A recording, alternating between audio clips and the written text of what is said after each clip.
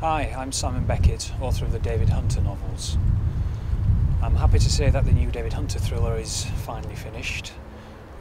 Verwesung is set in Dartmoor, and I wanted to explore a little bit more about David Hunter's past in this book than I did in the previous novels. 8 years before, Hunter was a very different man. He was happily married, he had a small child, and he's called out to a search operation on the Dartmoor moors, which is a very wild, bleak part of the UK, and he's asked to help search for the graves of a number of missing teenagers who have been murdered by a particularly brutal killer called Jerome Monk.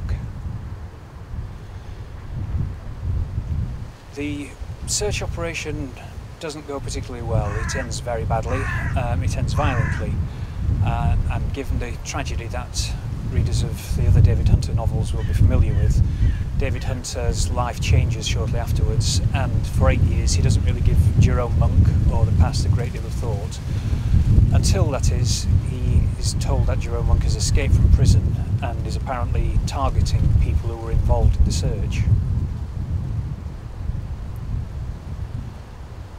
Hunter's somewhat reluctantly drawn back to Dartmoor by a plea for help from a woman he's not seen for years. He knows that going back is going to be painful for him. It's not going to be easy, because it's going to be stirring up memories that he'd rather have settled, and events that he would rather not remember. But he goes anyway, because he realises that in order to understand what Jerome Monk is doing in the present and why he's behaving in the way he's behaving, first of all, he has to unearth the real truth behind what happened 8 years in the past.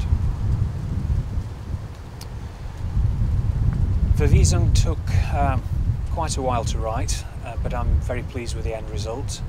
I hope my readers will be equally pleased with it, and that you all enjoy it as much as the previous David Hunter novels.